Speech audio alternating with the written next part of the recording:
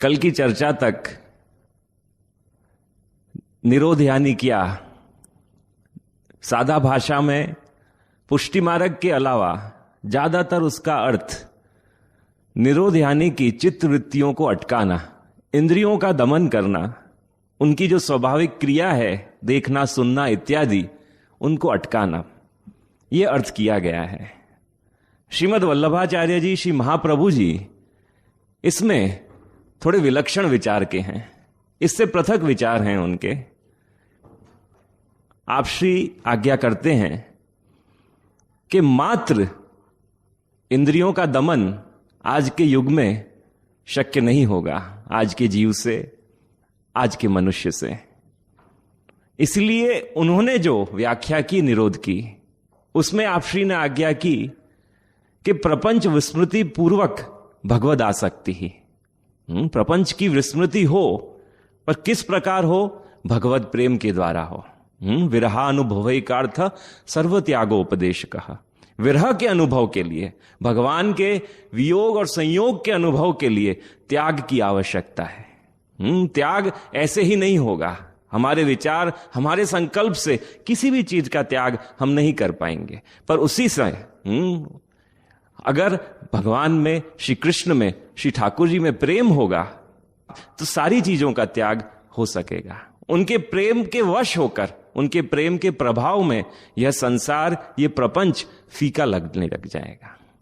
यहां तक हमने समझा। यहां श्री महाप्रभु जी इस प्रकार के निरोध के लक्षण कह रहे हैं। कैसे पहचाना जाए इस प्रकार का निरोध, कि ये निरोध हम में हो रहा है। हम सेवा, हम सत्संग करते हैं तो यह निरोध का प्रभाव हमारे जीवन में है। ये हम कैसे अपने आप को आंकें, इसके लक्षण श्री महाप्रभु जी इस ग्रंथ द्वारा प्रकट करते हैं। इसीलिए इसका नाम निरोध लक्षण है। ग्रंथ की शुरुआत की कल, यच्च दुखम यशोदाया नंदादि नाम च गोकुले गोपिकानां तु यद दुखम तद दुखम स्यान्मम क्वचित। जैसा दुख नंद यशोदा को हुआ गोकुल में, जैसा दुख गोपियों को हुआ, उस प्रकार का दुख मुझे कब होगा। यह प्रथम लक्षण श्री महाप्रभु जी ने कहा कि सबसे पहले यह लक्षण दिखना चाहिए आपके अंदर, कि इस प्रकार का दुख हो।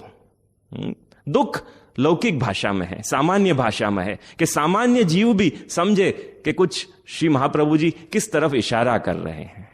यही दुख विकसित होकर, क्या तो यही दुख जब प्रभु श्री कृष्ण से जुड़ता है, श्री जी बाबा से जुड़ता है, तो वही दुख वियोग हो जाता है, विप्रयोग और विरह हो जाता है।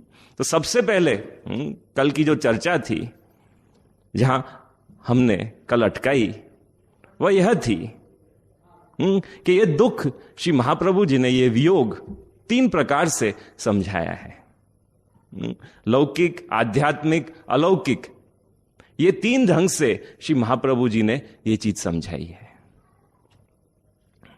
तक्रवत देहवत, भाव्यम जड़वत, गोप भार्यवत। दुख के 3 प्रकार श्री महाप्रभु जी ने कहे और उनके तीनों के उपाय भी बताए। ये विवेक धैर्याश्रय में से है। विवेक धैर्याश्रय में सर्वप्रथम इशारा किया कि किस प्रकार के दुख जीव को हो सकते हैं और उनका उपाय भी क्या क्या किया जा सकता है। तक्रवत देहवत, सबसे पहले लौकिक दुख, हमारे सांसारिक दुख, उनसे कैसे निपटा जाए, वह श्री महाप्रभु जी बताते हैं। तक्रवत देहवत, तक्र यानी छाछ। देखो कितना सामान्य, कितनी सामान्य चीज का उदाहरण श्री महाप्रभु जी देते हैं कि जीव समझे, किसी प्रकार की शंका उसके अंदर न रहे।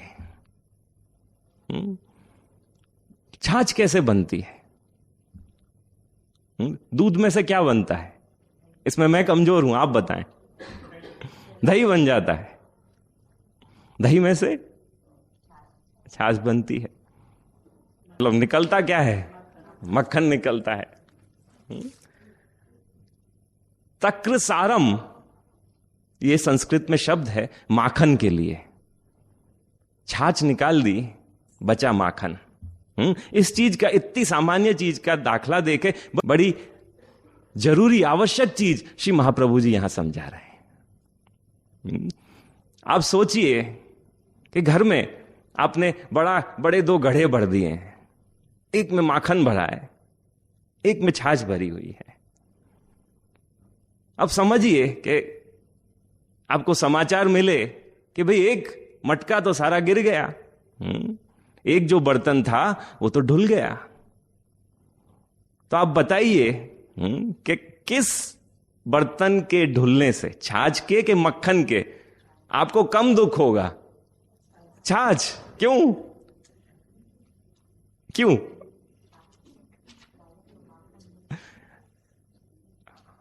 बताइए, रिसेशन है, इकोनॉमी की जानकारी होनी चाहिए। क्यों?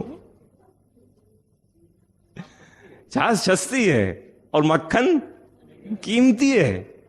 ये चीज श्री महाप्रभु जी कह रहे हैं कि एक तक्र है, एक तक्र सारम है। जीवन में अगर आपके प्रभु निधि रूप हैं, पुष्टि मार्ग में हम कहते हैं ना निधि, कि ये पुष्टि मार्ग में प्रभु निधि हैं। निधि यानी खजाना, निधि यानी अत्यंत कीमती चीज, उसको कहते हैं निधि। हम कहते हैं प्राण प्रेष्ठ, हमारे प्राणों से भी प्रिय हमारे श्री ठाकुर जी हैं। जीवन में बार बार दुख आए, पर जो भक्त है वह अगर पूर्ण तरह से प्रभु का महात्म्य समझ जाए तो वह प्रभु तक्र सारम बन जाते हैं, माखन रूप बन जाते हैं, और बाकी सारी ये लौकिक चीजें ये छाछ रूप हो जाती हैं, भले गिर जाएं, कीमती नहीं है।